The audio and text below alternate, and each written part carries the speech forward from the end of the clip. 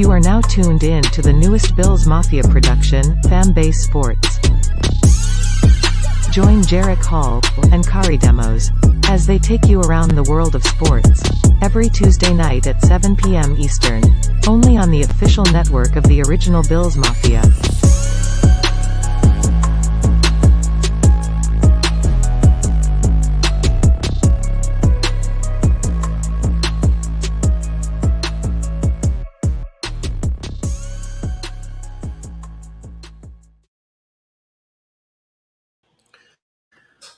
Sports World.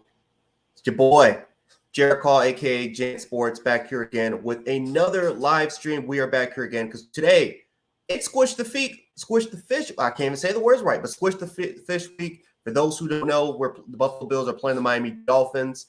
If you're watching from Facebook, Twitter, Spotify, whatever sort of wherever you get your podcast from, you guys know what time it is, guys. This is the week that we've all been dying for. Josh Allen versus Tua Tagovailoa, Jalen Waddle and Tyreek Hill versus Gabriel Davis and Stephon Diggs. Guys, it is going to be a lit day in Miami. Bills fans are already, once again, outselling as far as ticket prices. They're going to be more Bills fans than Dolphins fans. Classic Miami. But, guys, we got a full-packed show today. It's just me, unfortunately, today. My co-host, Kari Demos, couldn't be here today. However, we're going to recap college football because yesterday was lit. I know a lot of college football fans want to discuss about that, so we're going to discuss college football recaps. We're going to go over kind of my top 10 rankings, but we're also going to talk about some more pregame shows, some more fantasy talk right before we get into kickoff. But for those who don't know, again, my name is Jarek Hall. Welcome to Buffalo Fanbase. Usually for us, we would run on Tuesdays around 7 o'clock, but we decided to kind of switch it up. So we're going to be doing Sundays for pregame, 11 o'clock all the way to 12:30. If we do switch it up, definitely follow us on Twitter. You can follow Buffalo Fanbase right on Twitter. Follow me. You can also follow me on Twitter also for live updates at Jant716. So you can also do that as well. And then again, also too, if you guys want to follow me on my personal YouTube channel, Jant Sports, you guys absolutely can do that if you guys want more Bills content or wherever you want to try to do. Also, shout out to the Buffalo Fanbase store where again, tons of content creators that have their own merchandise. So you guys can go to buffalofanbase.com. Make sure to do that. Check out the website, get the merch, support the movement. We definitely gradually appreciate it. But ladies and gentlemen, we're going to hop straight into this because I think the one thing that I've been dying to talk about for a long time is college football. And again, I got my boy Jordan Davis. He's in here. Let me tell you something, Doug. We got to recap because there was a lot of games I thought last night, not just last night, but throughout the noontime, the afternoon, that you had to be scratching your head. You had to be scratching your head a little bit, and you're going to be like, this team did not look good as advertised, right? This team did not look really, really good as advertised. One of these circumstances I thought was Georgia a little bit, right? I thought Georgia, for the most part, I don't think they got exposed. I think, Jordan, you can definitely attest to this. Georgia did not get exposed, but they were not immortal, right? Georgia has chinks to the armor too, just like everybody else does. And even though Georgia had an incredible 3 weeks, they went up against the Kent State squadron that had no fear. They played Washington the first week, played them very tough. They played Oklahoma in the second week, played them very tough. Now here they go against their third Power 5 team, a MAC school, by the way, and they played Georgia. They were intimidated by Athens. They were intimidated by the size. They were intimidated by they went in there and they played Georgia really, really tough. And I feel like we were pretty much in an instance where Kent State weren't the better team because they did everything in their power to beat Georgia. It's just that Georgia was just too much. But for Georgia to win that game by 17 points, I think kind of really shows us that Georgia is not, they're not immortal. They have chinks in the armor just like everyone else does, right? A lot of people criticize Alabama for winning that game by 1 point to Texas. And Texas, again, this is coming from an Alabama fan, folks. Texas should have won that game. But again, just like how we saw last week, Oklahoma, who was a top 10 squadron, they lost to Kansas State in Norman. You saw USC late night on Pac-12 Network, which I don't know why it's on the Pac-12 Network. I don't know why that wasn't a nationally televised game. But on Pac-12 Network, Oregon State almost won against USC. Oregon State was unranked. USC was talked about this saying, hey, listen, we got a top 5 quarterback in Caleb Williams. We have an offensive genius in Lincoln Riley. We have the most talent out of anybody in the Pac-12. We should be blowing everybody out. And for them to struggle on the road to Oregon State really should tell you all you need to know, right? A lot of teams, for the most part, guys, that we thought that were great struggled. Kentucky struggled with Northern Illinois. That's a top 10 squadron. Arkansas got exposed by Texas A&M, and Texas A&M, we all know, is not really a great football program. Miami lost to Middle Tennessee State. What is up with the Middle Tennessees of the world? But Miami lost to Middle Tennessee State, and again, they didn't just lose by a fluke; they got dominated. So, guys, a lot of teams got exposed. Texas lost to Texas Tech. I forgot about that. Texas lost to Texas Tech. A lot of teams were either in tough fights or they simply lost. And this is week 4 of college football. This is what we're pretty much talking about, ladies and gentlemen. When the first 3 weeks, it can be very, very deceiving. First 3 weeks can be extremely deceiving because when you have teams like Alabama, Georgia, Ohio State in the world, and they're playing Blue Mountain State University, or they're playing they're playing what was that college? ICDC college, of course you're gonna dominate. And granted, these colleges, there's a reason why they're playing these colleges, so that because a lot of these colleges, they don't have what it takes to compete with Power 5 with Power 5 schools. It is extremely hard to run a conference. So for me personally, it's extremely understandable why it's understandable why these schools are playing the Appalachian states of the world, the Troys, the Marshalls, right? Even though those Sun Belt schools are having a lot of success, but there's a reason why that's happening, right? The Kent States of the world, they need the money to keep up with athletic facilities, science, sports science centers, all that type of stuff, right? They need that stuff to keep up with the other Power 5s. Otherwise, they're going to get ran out of town. But man, oh man, oh man. Once you get out that funk and you get to week 4, it is a different ball game, ladies and gentlemen, because now all of a sudden Power 5 schools are playing Power 5 schools. We now have conference competition, and all of a sudden you really get to see who is legitimate, who are teams that are good, or maybe even great, but they need things to work on. I think Alabama's case, it was the game against Texas. I think for Georgia's case, it was against Kent State. I think for Ohio State, I think now it's Notre Dame, because Notre Dame lost a couple games. They lost to Ohio State and they lost to Marshall. So Notre Dame clearly isn't the top 10 school that everyone kind of thought they were. So a lot of these and even Clemson in a game of the year type of a game almost lost to Wake Forest. Now Wake Forest is a decent team. They got they have a top quarterback in Sam Hartman. But Clemson's defense, well, a lot of people revered as a elite defense, got absolutely just crapped on by the Wake Forest offense. They put up over 500 yards of total offense. So, ladies and gentlemen, every single team, even in the top 25, has had a struggle. And I actually like that because that creates diversity. That creates diversity all throughout. And I'm extremely excited for this. I think week 5 and beyond now we're getting into college football.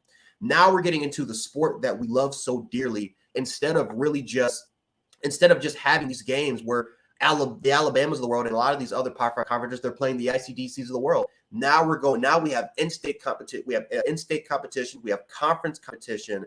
It's going to get real now, and we're really going to find out who is legitimate and who are teams that were just extremely deceptive, right? The rankings did this. And by the way, college football rankings, the first playoff edition rankings are on the way. So I'm extremely excited. College football now officially began yesterday. And man, I'm excited. But now kind of capping it off, we're now going to talk some Bills, because I feel like that's what I'm doing. Shout out to P Productions. Appreciate you guys for stopping by the live stream. Shout out to you guys. We're going to read some comments. The note, Doug Girl, what's up? What's going on, brother? What's going on? Let's squish the fish. Absolutely, let's squish the fish. But let's talk about the Bills real quick. And then, like I said, whatever comments you want to try to do, we'll try to answer some of your questions. But The Miami Dolphins, guys, this is going to be a tough game. Very, very tough game for the Buffalo Bills. They lose, I think, around 6 NFL starters. Jordan Phillips is going to be out. Jordan Poyer ruled out. We all know what happened with Micah Hyde. Micah Hyde, pretty much had a season-ending injury, and we wish him nothing, a speedy recovery. But man, oh man, it's tough losing 2 All-Pro safeties, especially in this game against Jalen Waddle, Tyreek Hill, and Mike Gesicki. It's going to be a very, very tough thing. We all know Tre'Davious White, he's going to be out for another week or 2. So now in place, you now have to start Kiara Elam, Christian, Dane Jackson's out with a scary injury. Oh boy, it's going to be very, very tough. Very, very, very, very, very, very, very, very tough. I think the question is, guys, can this defensive line really step up? I think this defensive line has to step up for this game, ladies and gentlemen, because again, for years, even when Sean McDermott through his first stint, this team had to rely on the secondary, right? It was the Jordan Poyers, the Micah Hydes, a rookie Tre'Davious White. Those were the guys that had to step up for Buffalo, and they did do that. And they've done it really for 4 to 5 seasons, 4 to 5 years. But now the defensive line has to step up, right? The secondary, it was a key component where the defensive line, for the most part, they made their money based off what the secondary was doing of shutting everybody down. Now that defensive line has to be the moneymaker, right? It has to be the one to create pressure on Tua, because if they don't do that, we've seen that with a lot of those short intermediate throws, the screen plays, a lot of those really, really good play designs that McDaniels has really done for the Miami Dolphins, the RPOs. What Tyreek Hill and Jalen Waddle can do on the slants. Those are really home run threats, not just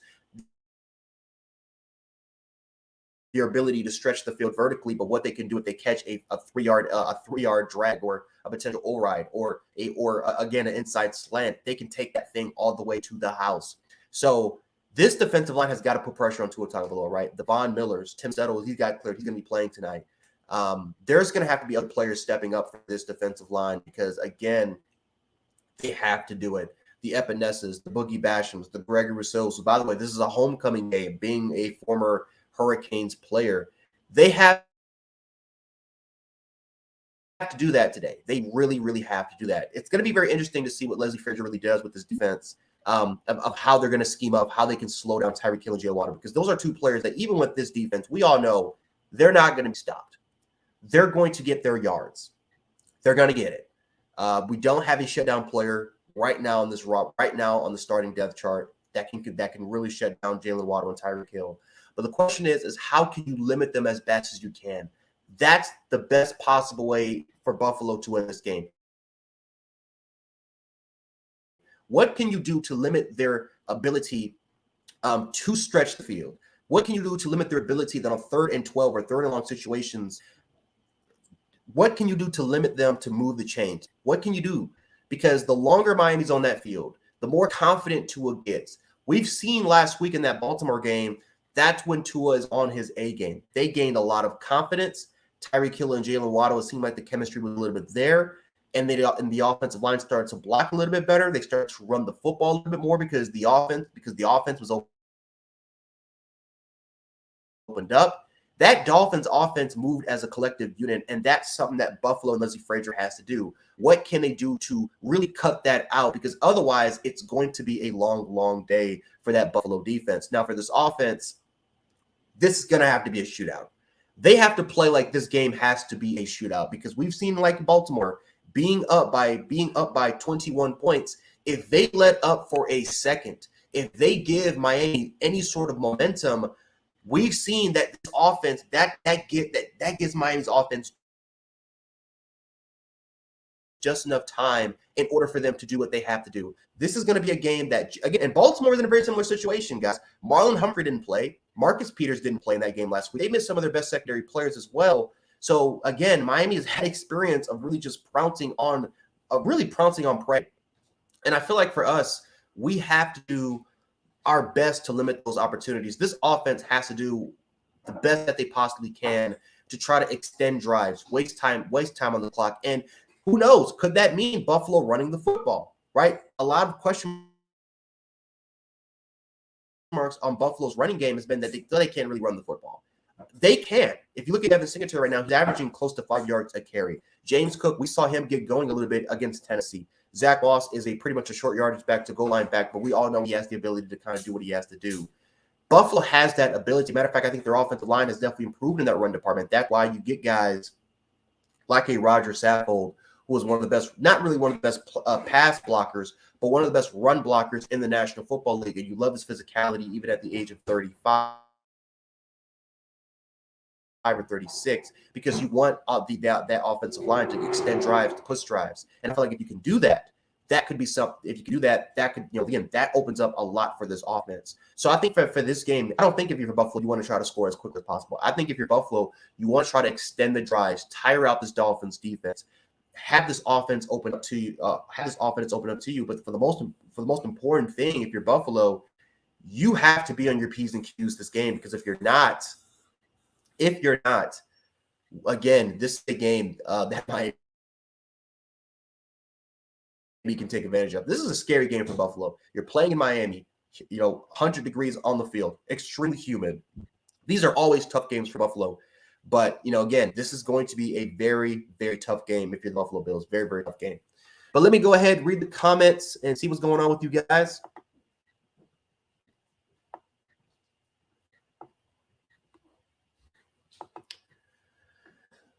Yeah, I completely agree, man. Listen, Michigan was not on their A game. Michigan just was not on their A game. Again, that's another team that struggled. They struggled against Maryland. And again, Talia Tagovailoa, he didn't really have a strong game. Like, Talia didn't have a strong game at all. That was just a game that J.J. McCarthy made a lot of mistakes. Again, redshirt freshman, first-year starter. He made a lot of mistakes. Blake Corum was the biggest reason why they won that game. He was the biggest reason why they won that game. It was him. It was that offensive line. And again, they have to do what's best in order for them to win. And again, you saw Michigan, who a lot of people crown as being a top two, even above Alabama's, of being a top three, top four squadron. Now all of a sudden you're seeing the Michigan Wolverines. All of a sudden you're seeing them they're not in that light. All of a sudden now they're just not in that same light now. And you saw that they had troops in the army themselves. So again, that's why I love Week 4. I love Week 4 and 5 of college football, because now all of a sudden teams are just getting exposed. I wouldn't say the word exposed, but all of a sudden you're seeing that these teams are not as good as we kind of think they are.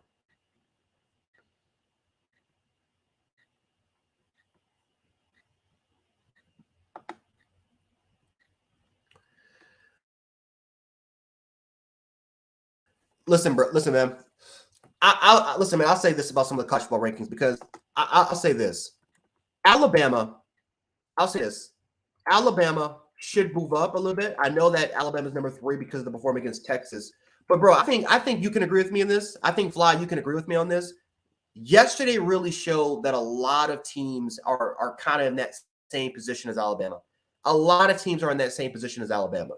Again, criticism rightfully deserved that they struggled against Texas. But at the same time, Georgia struggled against Kent State, or USC struggled. I mean, USC had a struggle win against Oregon State. I mean, really the best win I thought of the week was Tennessee's win against Florida, because Tennessee hasn't beaten Florida in over 16 years. They did it pretty convincingly. And again, Billy Napier kind of messed up Florida's chances by going for that 2-point conversion. However, Tennessee's got a really good win against Pittsburgh, and they have a top win against Florida. I feel like they had the best win out of all the teams there, me personally. Again, Penn State, I don't think Penn State, they're probably going to move up as a top 10 squadron. Don't think they're as good as everyone's kind of thinking they are right now. But a lot of teams, especially in that top 10, Kentucky struggled with Northern Illinois. I think a lot of teams got exposed. It's crazy. But when you actually take a look at the official rankings, again, Georgia's number 1, that moved up to number 2. Ohio State's number 3. Michigan's number 4. Clemson's number 5. Oklahoma's number. How the hell? Again, this is Oklahoma's going to move down. We all know this, but Oklahoma's going to move down. I think USC should move down. Kentucky should move down. Oklahoma State, I think, should move up a little bit longer. I think a lot of people are still riding on that first game where I think Central Michigan scored 44 points. We all know a lot of those points, 28 of those points were in garbage time. Arkansas definitely should move down. Tennessee should definitely move up. NC State, should they move up? Again, they did struggle with Eastern Carolina, but again, a lot of teams struggled.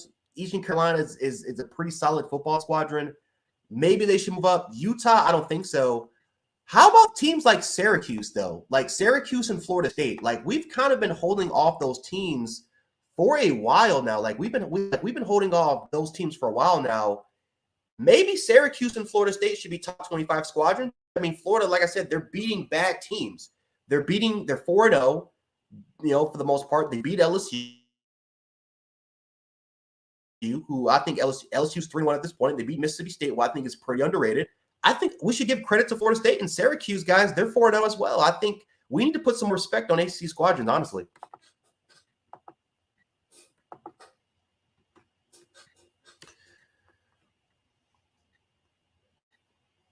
Yeah, I'm thinking the same thing, Moody. I'm thinking the same thing. I think we need to take long drives. I think we have no choice.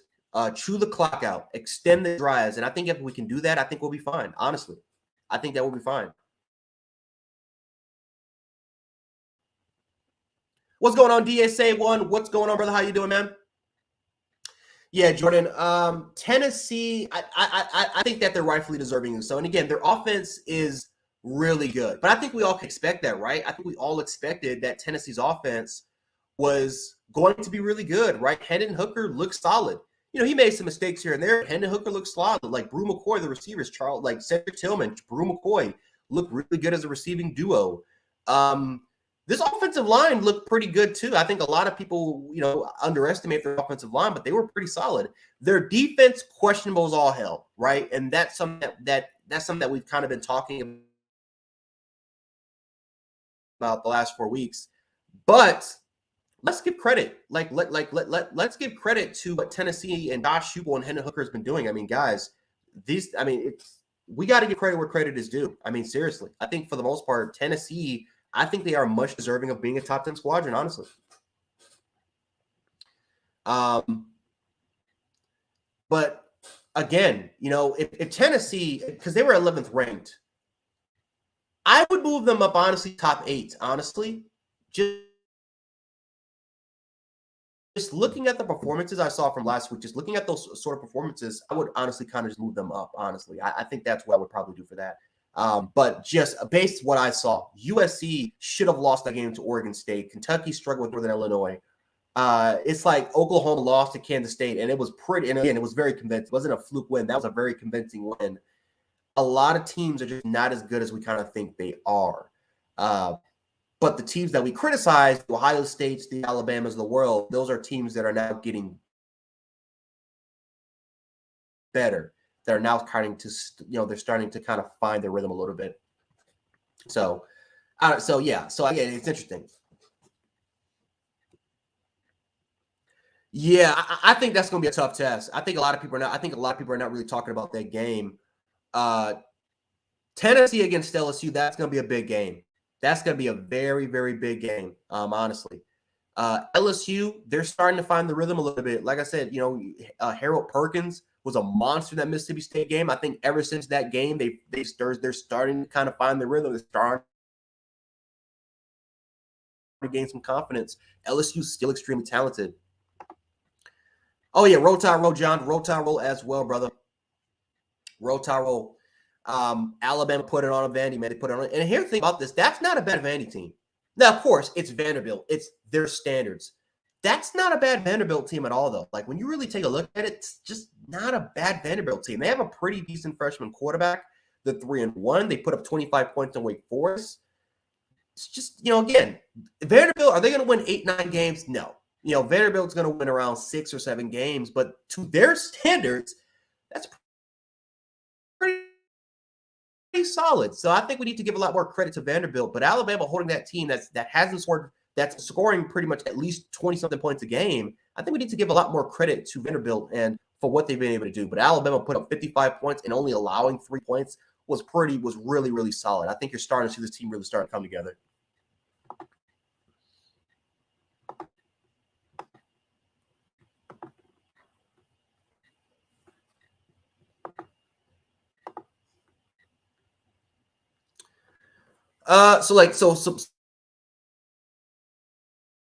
So some other games, I'm really interested of seeing what the Cowboys can do, right? I'm very interested of seeing of what they could potentially do for the most part.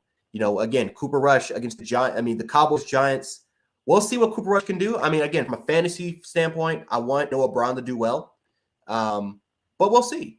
We'll see, honestly. I think that, again, the Cowboys, you know how the Cowboys are. They play up to their competition, but all of a sudden when they have teams that they just go against that are just kind of that they know from a talent perspective that they're better in, we all know the Cowboys, they always find ways to fold. So that is a game that I'm honestly kind of looking forward to right there. Also looking forward to the Ravens Patriots game. Again, Mac Jones hasn't had the best game in the world. Lamar Jackson, Baltimore, how will they rebound from losing a game that they're up by 21 points? Again, how are we going to see Baltimore kind of come out? I think that's a question right there. Eagles, Commanders, that's a divisional game. Looking forward to that one. Jalen Hurts has been on fire, by the way. Roll for that.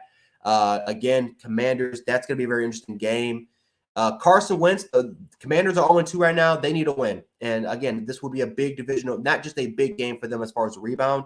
This would be a big divisional win because the NFC East, that's what that matters right there. So looking forward to that one. Rams, Cardinals, looking forward to that one as well. Divisional game for NFC West supremacy. Kyler Murray versus Matthew Stafford. That should be a really, really good game as well. And then I think the best game I think we're all kind of looking forward to is definitely the Buccaneers and definitely the Packers. Bucks-Packers is a game that I think we need to look out for because Tom Brady, again, Cole Beasley, he got activated for that game, Moody. And Tom Brady's, his Mike Evans gone, Chris Godwin gone, Julio Jones, I don't think he's going to be playing in this game as well. So you're going to have to rely on the defense. You're going to have to rely on you're simply going to have to rely on practice squad players. And that's what Tom Brady's pretty much worked with his entire career, but he's 45 years of age. So again, Green Bay, I mean, Tampa Bay has kind of been a thorn on Green Bay's side for, ever since Tom Brady's kind of been there. So I'm looking forward to it. I'm looking forward to that game.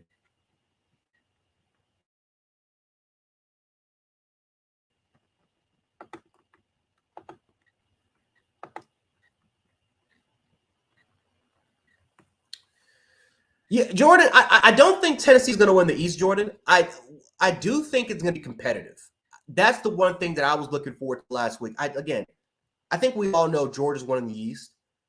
The question is, who's going to be a competitor, right? And it's not just from a short-term perspective, but from a long-term perspective as well.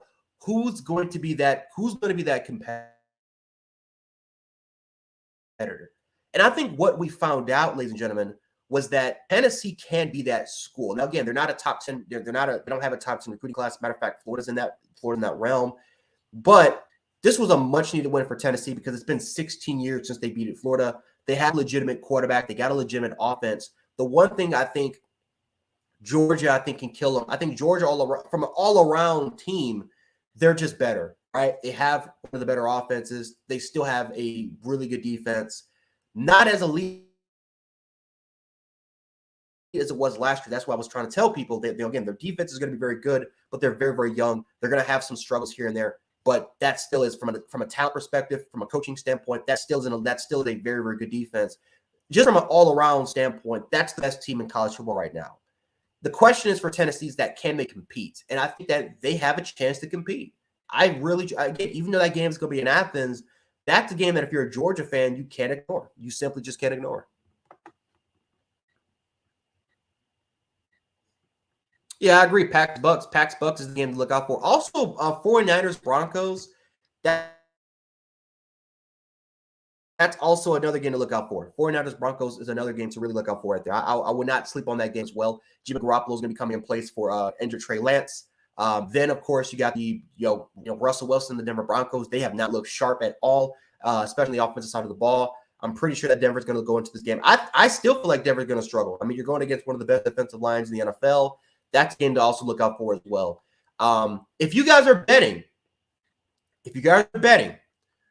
I will say this. Do not take the minus for the Cowboys-Giants game. Don't do that. Listen, the Giants are 2-0. The Cowboys are 1-1. We get it. The Cowboys are the favorites. But still, this is how they are. I would not take that minus I would not take that minus. And again, I'm trying to look at the spread. I would not take that minus at all. I think Buffalo, and I'm trying to look at this thing. Buffalo's a -4.5. I'm -4.5. Listen, again, they're last week they were a touchdown favorite against Tennessee. The same thing with LA. I've kind of bet on Buffalo, won a little bit of money on that. I would not be so sure about this game, honestly. I mean, there's a reason why Vegas knows what they're doing. There's a reason why Vegas got that as a -4.5. They're looking at all these injuries, even though they're still considering Buffalo a favorite because of Josh Allen and what this offense can do. That's a game to kind of look out for as well. Also, again, the -5, the Chiefs, I would still look out for that because, again, Indianapolis is kind of Indianapolis, they can run the ball extremely well. They still have a top offensive line. I still feel like Indy is still kind of finding the rhythm. I wouldn't really take that -5 against for Kansas City yet as well. So definitely kind of look out for those.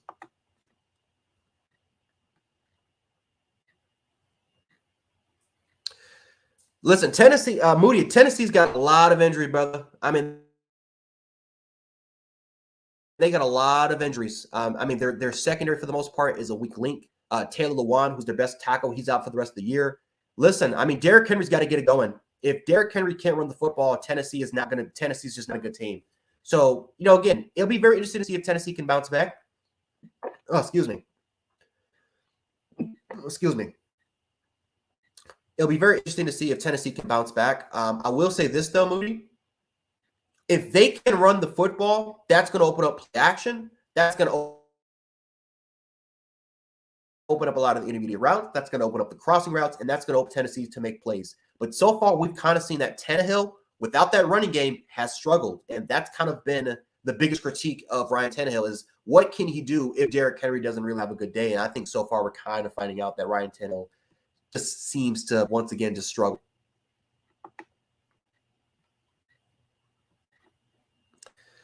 Yeah, Georgia didn't play well. Georgia simply just did not play well. I mean, I think every Georgia fan would kind of tell you that. Kent State played their ass off, and here's the thing about this. I don't think that this is as bad as a win as everyone's kind of making out to be. Now, again, Kent State's not a Power 5 program, but Kent State, I mean, look what they did in Washington. They played very, very tough against Washington. Washington's undefeated. They played very, very tough. For the most part, they played it very, very tough against Oklahoma. Just yesterday, that was a top 10 ranked school, and they Oklahoma was up by a touchdown against Kent State at halftime. Kent State's not afraid to play Power 5 competition. Yes, they're 1-3. When you take a look at the record, it's not impressive. However, they played nothing but Power 5 opponents. They are not afraid to play those, and they're not afraid of anybody. And I feel like for the most part, I feel like Georgia was honestly surprised by the fact that Kent State wasn't intimidated. I feel like they were surprised by Kent State.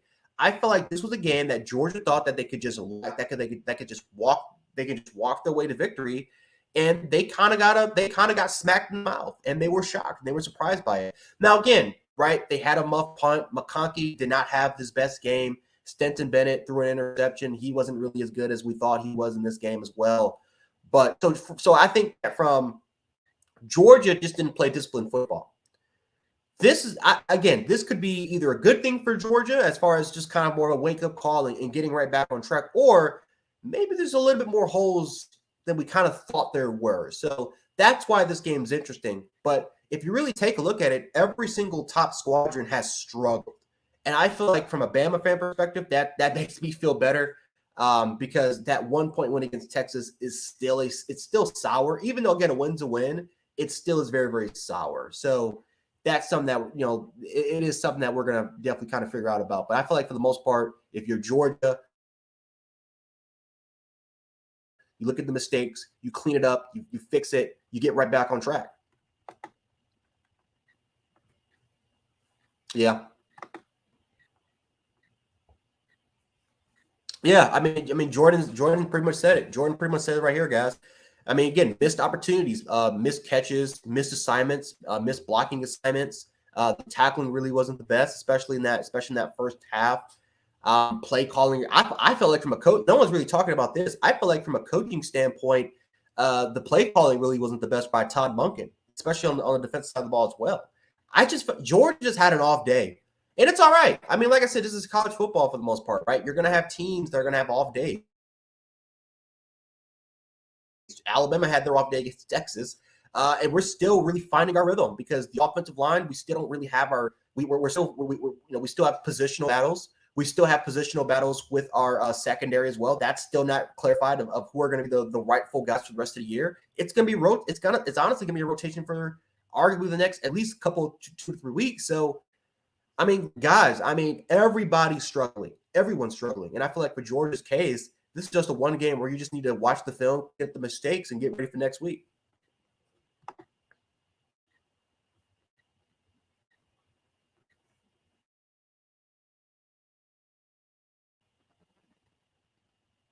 Yeah, dude, that was probably, bro, Q. That was the most shocking thing I think I've seen, bro. That was freaking shocking. That was very, very shocking. 98-0 against Warner. And the funny part is, every single, like, they had 4 quarterbacks play, and all 4 quarterbacks had 4 touchdown passes. I don't listen. FCFA, they are I think they're a D2 or a really, really late FCS program. But Warner had to be D3. That had to be D3 community college. They had to be, because there's no way in hell a team's winning 98-0. You can't be that bad to lose 98-0. There's no way. I can't even do that in Madden when I'm playing in rookie mode. Incredible.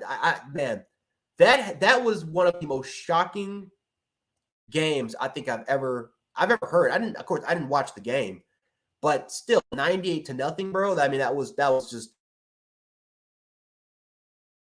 extreme. That was just disappointing. Extreme disappointing. But as far as everything else goes for college football, I mean, yeah, dude, like, it was shocking, right? It was shocking because honestly, for week 4, I did not think it was going to be this competitive. I thought that maybe week 5 was going to be that type of week where we're going to be competitive. Week 4 was very, very competitive. The Thursday games were Syracuse. Shout out to upstate New York. Syracuse, they won their game against Virginia. That was a very, very close tie game. That was a 22-20 battle. We've seen, again, USC struggling against Oregon State. Penn State, for the most part, they didn't really struggle, but still they had some concerns going into that game. The Auburn-Missouri game, I mean, I know you're going to attest to this, bro. That Auburn-Missouri game was horrible. It was a horrible game, but at the same time, it was exciting in the last minute. The Arkansas A&M game, right? Arkansas should have won that game. A&M got away with it again, but still, that was a very, very great game, a rivalry game. Incredible. But, dude, a lot of teams struggle. Oh, yeah, Nabil, bro, I'm ready, man. I'm ready for it. Again, Buffalo, Buffalo has to extend the drives, run the football, waste time off the clock, give this defense rest. I feel like this game is personally going to be a shootout. I feel like it's going to be a shootout. But my perfect best case scenario is Buffalo can win this game probably 27-24, or who knows? Maybe we can blow them out. Who knows? But I feel like for us, we simply just have to execute. That's the best thing we have to do, right? We can't kill ourselves with penalties. We can't have the turnovers. We have to play assigned, sound football. Listen, there's nobody in this roster in our secondary, there's nobody on our starting depth chart right now in our secondary that's better than Tyreek Hill. That's better than Tyreek Hill and Jalen Waddle. There's no one on this team that can guard Tyreek Hill and Jalen Waddle. But if we can play assigned football, if we can play disciplined, if we can just do our job, do the best that we can do, we have a chance to win this game. But I'm telling you, the realistic chance, guys, this game is probably going to be a shootout. And I've been all week kind of been preparing for a shootout. I'm not going to lie to you. I've not been preparing for a loss. But this is going to be one of those cases that I really, really do hope that we can just play assigned football and just do the best we can. Yeah, I saw that, man. And TJ Finley is, from an upside perspective, 6'6", 260 pounds, can for an arm, but he just doesn't got it. He just doesn't have it, man. And you saw it at LSU. You kind of saw it here. He just doesn't really have it. He doesn't really have that spark. And he's a one-read quarterback, doesn't really go through his progressions, panics a lot in the pocket. It's time. But if you are Bryce, if you're Harsin, if you are a part of that coaching staff, part of that recruiting staff, you gotta get a quarterback. Whether if it's the transfer portal, whatever it is, you got to get a quarterback. And I can't even say the transfer portal is the best solution because you got TJ Finley for the transfer portal, you got Zach Kislada. At this point, you need to start developing your own guys, and because these transfer quarterbacks, it's just not been working out. Q, it's not been working out. Yeah, it's just not been working out. But you guys got the win. You guys are 3-1, right? I listen. I know you guys are definitely not the best team in the world, but you guys are 3-1. I feel like that's probably, 3-1, and you should be celebrating that.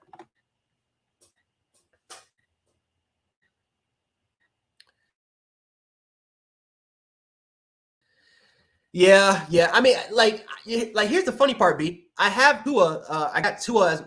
I got him starting, so he's my starter for fantasy. I don't got Waddle, but I'm rooting for the guys. Like, again, he being a Bama fan, I'm rooting for the guys. I'm rooting for Jalen Waddle. I'm rooting for Tua. I'm rooting for Jalen Hurts. I'm rooting for all our guys out there tonight. But at the same time, it's like one half of me wants to root for them and wants to like cheer them on. I'm gonna be cheering them on. The other half of me saying, okay, please smack the crap out of Waddle and Tua. You got to get them down, please. Not wishing injury, but just hurt him, like get him down. So that's my id, and that's the other side of me. Like that's my super ego. That's my id. Like I'm just it's coming together as one, man. But no, like I'm hoping for the best for Waddle and Tua. And honestly, like I would from a rivalry standpoint, and I'll talk about this before we get out of here. From a rivalry standpoint, this means a lot for Buffalo and for Miami because back in the 90s, I didn't grow up with the Jim Kelly, Dan Marino days. I didn't grow up with that. I grew up with J.P. Lossman. I grew up with Drew Bledsoe from an early standpoint. I grew up with Trent Edwards. I grew up with Thad Lewis. I grew up with Tyrod Taylor. And now I'm finally with Josh Allen. How can I forget Nathan Peterman, right? Nathan Peterman, Matt Barkley starting there for a little bit. Like these are the quarterbacks I kind of grew up watching. I didn't grow up with Jim Kelly. So now the fact that we actually could potentially have an actual rivalry between two quarterbacks, between two teams that despise each other, it's good for football. Like, if Oklahoma and Texas, if they both do extremely well, if they're both constantly competing for conference championships, national championships, it makes red rivalry that much better, right? Like rivalries are good. Rivalries are just that much better when both teams are just on it. It's just entertaining football. Like last week, I watched the Packers-Bears game. Like that Packers-Bears game was just boring. I didn't really care for it because the Packers and Bears are the Packers we all know is going to be an elite team. The Bears are mediocre. Football is, there's a reason why Sunday night keeps hosting these Bears-Packers games because it's an historic rivalry. Football is great when you have the Packers and Bears when they're both good. It just makes that rivalry that much more intense. So I'm honestly excited for this rivalry. I hope that Tua does good. I hope that Waddle does his best. I hope the Dolphins win as many games as possible, not just beat us. That's what I would just say. Just don't beat us for the most part. But it just makes the rivalry that much better.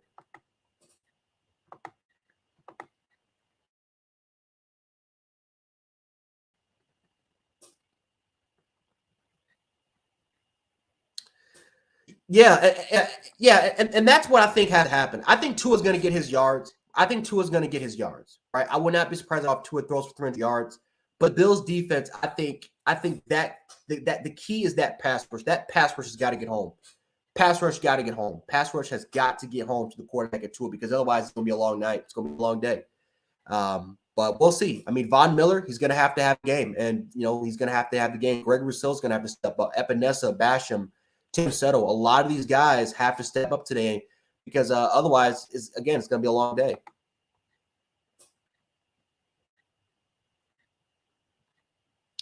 Yeah, yep. Like I said, yeah, you're a Georgia fan, and you see how Justin Fields, you want to see Justin Fields succeed.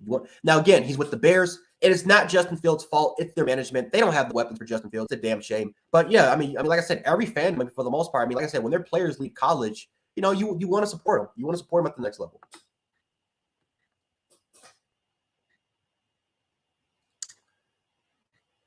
Yeah. I mean, the Bill, we got to play sound football. I think that's just about it for us. If we can play sound football, I think we got this. But we got to play sound football. We got to play sound football. We got to play disciplined football. We have to just simply just execute, follow the game plan. I feel like if we can do that, we can win. We got to follow the game plan, though. Simple as that. Damar Hamlin, Jaquan Johnson, not Dane Jackson's never going to play in this game, but Christian Benford. These guys have to step it up. TR Elam, tough task guarding Tyreek Hill. Tough task. But we got to step it up. We simply just got to go out there and execute. And if we can do that, I feel like we have a chance to win.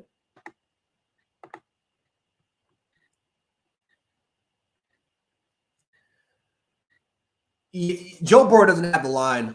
Joe Burrow simply just doesn't really have the line, man. He does not have the line. It sucks for Joe, man. And the funny part is, like, you got Alex Kappa, like you signed Alex Collins to like a massive deal, and Joe Burrow is he's getting sacked more than what he did last year. So it sucks for Joe Burrow. But if you can give Joe Burrow some time, we've seen that this offense can just be extremely explosive.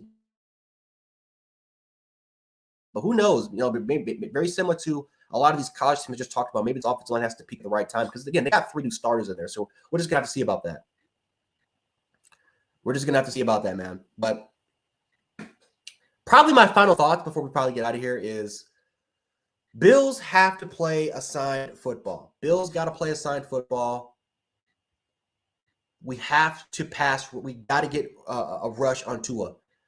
Doesn't matter how many great receivers you have. If you can rush the quarterback, if you can get home to him, if you can cause pressure, if you can cause disruption, he's not going to throw it, right? It doesn't matter how many receivers he got. If he's on the ground, if he's sacked, he's not going to go anywhere. So I would say the best thing for the Buffalo Bills, play assigned football. This pass rush has got to step up. Offensively, it can't make key mistakes, not in this game. This is the game where you can't afford to make key mistakes. You cannot give Miami that ball back. Because the longer you give the ball back to Miami, the more and more you do that, the more and more things are just not really going to go your way. So that's kind of just something that you have to do. Follow the game plan, play assigned football. And I feel like if you can do that, you have a great chance of winning, man.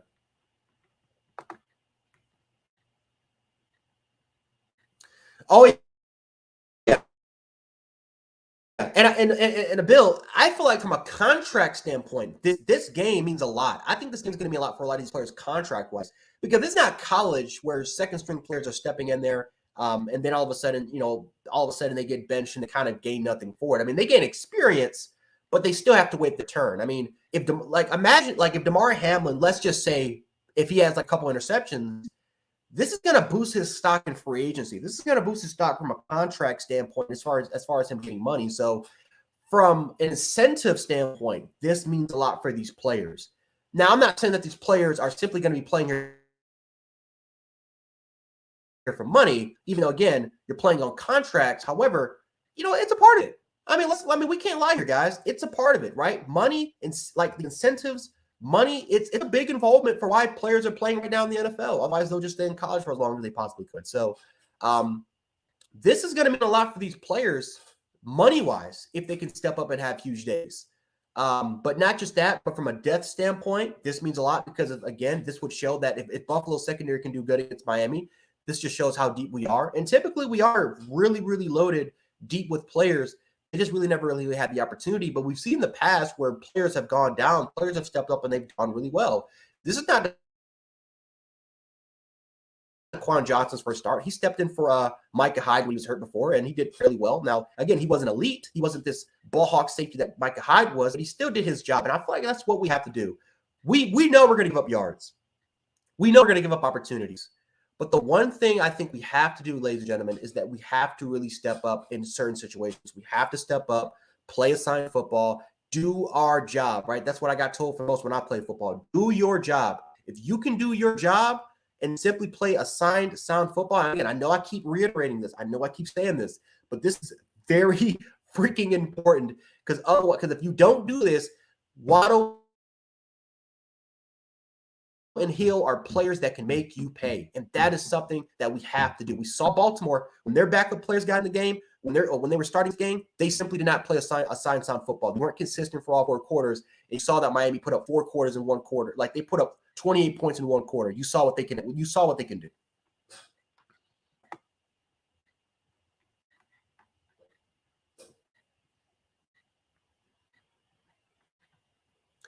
And that's what we have to do. That's what Baltimore did not do last week. They put pressure on Tua in the first half. The second half came, they couldn't put the pressure. So that's what we have to do. We have to send pressure. We can't be afraid. We all know, again, it's gonna be a lot of underneath throws, a lot of inside slants, a lot of drag, a lot of hitches. It's going to be a lot of short intermediate throws, RPO offense-based offenses. Buffalo has to limit that. They cannot. This is the one thing that they can't do, ladies and gentlemen. They can't be afraid. Jordan, I think you can agree with this. Tua can throw it all over the place. Tua is arguably one of the best quarterbacks when it comes to short and intermediate routes. He is one of the best quarterbacks in football at that. However, if you can put the pressure at Tua, he becomes a different quarterback. And I feel like we got to do that. That's what we have to do to kind of limit that. But anyway, guys, I'm gonna get out of here, guys. Gonna get ready, gonna get prepared for this game. But I appreciate everyone for stopping by. Again, follow me on YouTube, Gen Sports. If you guys want to check out my halftime shows, I'm gonna be doing a little halftime report video, kind of recap, and doing a post game for Buffalo. So definitely make sure to follow me on that. Also, guys, Buffalo fan base, make sure to like the video, subscribe to their channel. Buffalo fan base, for the most part, has a lot of phenomenal, great content creators, a lot of great ideas. And also, again, they also represent Buffalo Fanatics. I'm saying not Buffalo Fanatics. They also represent, represent the Fanatic fan base. They represent, for the most part, they represent the Bills Mafia. So shout out to them as well. Also, merch. Make sure to go to buffalofanbase.com. These guys have a lot of great merch. I know I'm about to order myself some merch from there, so make sure to stop by and do that. And yeah, guys, appreciate everyone for stopping by. So anyway, guys, this is Gents Sports, aka Gent 716. I appreciate everyone so much for stopping by. Again, catches every pregame 11 o'clock. I know we started a little late, but 11 o'clock to 12:30. Catches live on the pregames. And yeah, we're gonna be out of here. So yeah, Gent Sports, aka Gent 716. We'll catch you guys on the next one. Peace.